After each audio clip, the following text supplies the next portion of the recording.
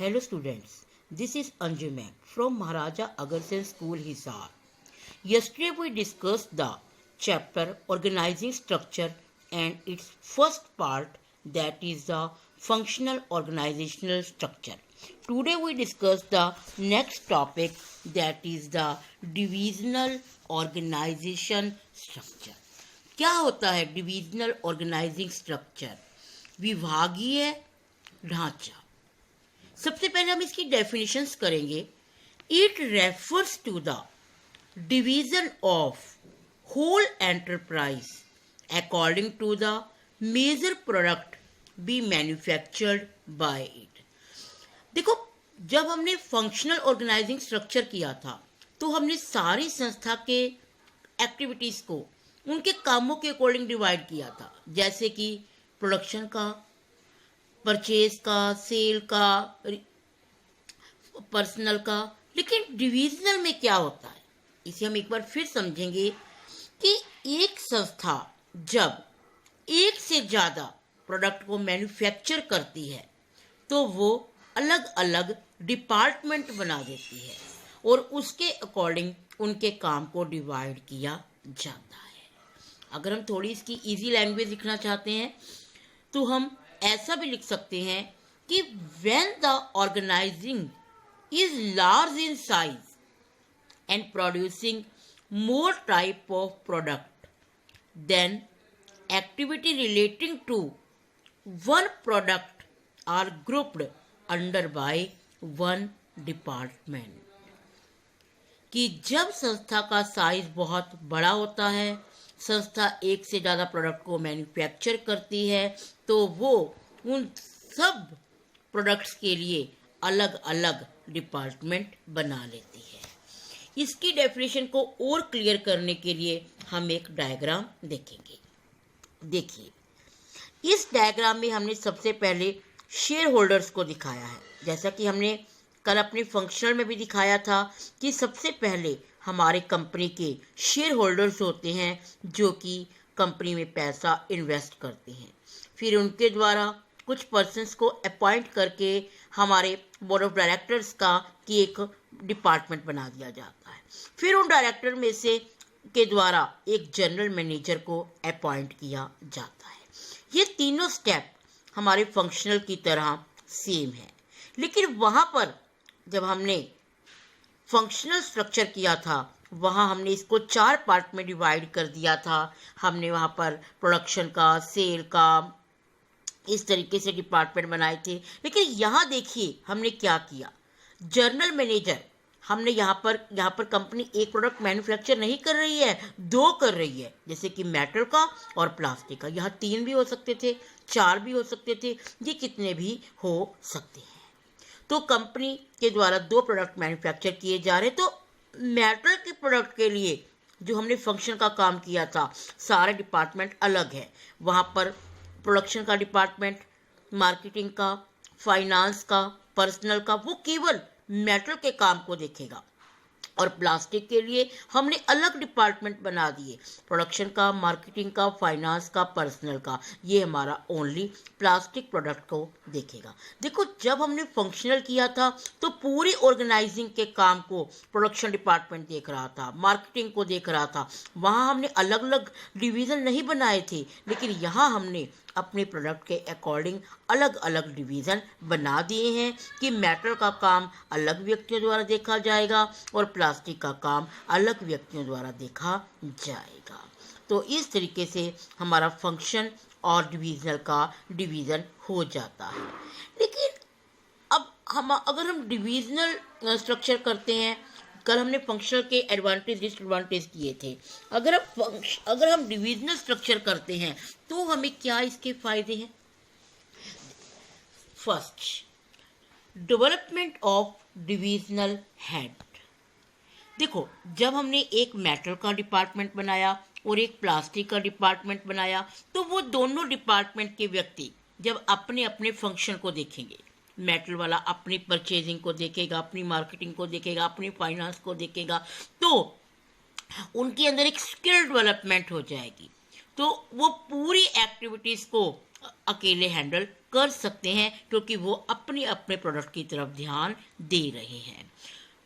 Production, marketing, finance, personal, सब में वो हमारा जो मेटल का प्रोडक्ट का हेड होगा वो उस सबको की डेवलपमेंट करेगा, वो सब कामों को की देखभाल करेगा, उसे जांचेगा। लेकिन वहाँ पर क्या हुआ था, वहाँ पर उसने केवल प्रोडक्शन के काम को देखा था, लेकिन यहाँ पर हमारा जो मेटल प्रोडक्ट डिवीज़न होगा वो सारे कामों को ही देखेगा, जो उसका हेड होगा। Second, divisional result can be assessed. जब हमारी प्लास्टिक की अलग एक्टिविटी हो रही है, हमारी मेटल की अलग एक्टिविटी हो रही है, तो हम इनके प्रॉफिट एंड लॉस को इजीली असेस कर सकते हैं, अनुमान लगा सकते हैं कि किसको कितना आया, कौन प्रॉफिट ज़्यादा दे रहा है और कौन प्रॉफिट कम दे रहा है। Third is the quick decision making. Each division is independent. हर डिवीजन अपने आप में इंडिपेंडेंट है। वो the divisional manager can take any decision regarding his division. वो अपने डिवीजन का कोई भी काम खुद कर रहा है, इंडिपेंडेंट कर रहा है, तो वो हर डिसीजन को इजीली ले सकता है। Fourth is easy expansion. For every product is separate division is open. हमने देखो अभी मेटल का अलग डिवीजन बनाया, प्रोडक्ट प्लास्टिक का अलग बनाया, तो सेपरेट डिवीजन बनाया। If a company wants to introduce a new product, अगर हम नया प्रोडक्ट इंट्रोड्यूस करना चाहते हैं, it can be introduced easily without disturbing the existing division. तो हमें इन डिवीजन को कुछ भी इंटरफेरेंस करने की ज़रूरत नहीं है। हम इस तरीके से एक डिपार्टमेंट और बना सकते हैं, टेक्सटाइल का बना सकते हैं, उसके नीचे भी हम अलग अलग ऐसे ही प्रोडक्शन, मार्केटिंग, फाइनेंस के डिपार्टमेंट के आगे आगे फंक्शंस प्रोवाइड कर देंगे।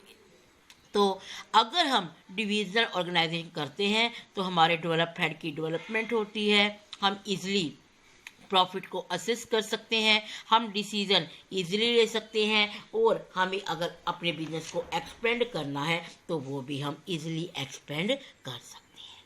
लेकिन देखिए, जब एडवांटेज है तो डिसएडवांटेज भी होगी। तो इसके हमारे नुकसान क्या है? First, conflict between divisional head. अब फिर वही बात आ गई कि मेटल वाला अपने डिपार्टमेंट को देख रहा है और प्लास्टिक वाला अपने डिपार्टमेंट को देख रहा है। To satisfy their ego each demand maximum resources for their division. लेकिन संस्था तो एक ही है ना, संस्था तो एक ही है, तो वो अपनी ईगो रखने के लिए अपने डिवीजन में उसके मैक्सिमम रिसोर्सेज को यूज करना चाहते हैं, ज़्यादा पैसा अपने डिपार्टमेंट में लगाना चाहते हैं, जिससे उनके बीच में कई बार कन्फ्लिक्ट भी हो जाता है, विवाद उत्पन्न हो जाते हैं।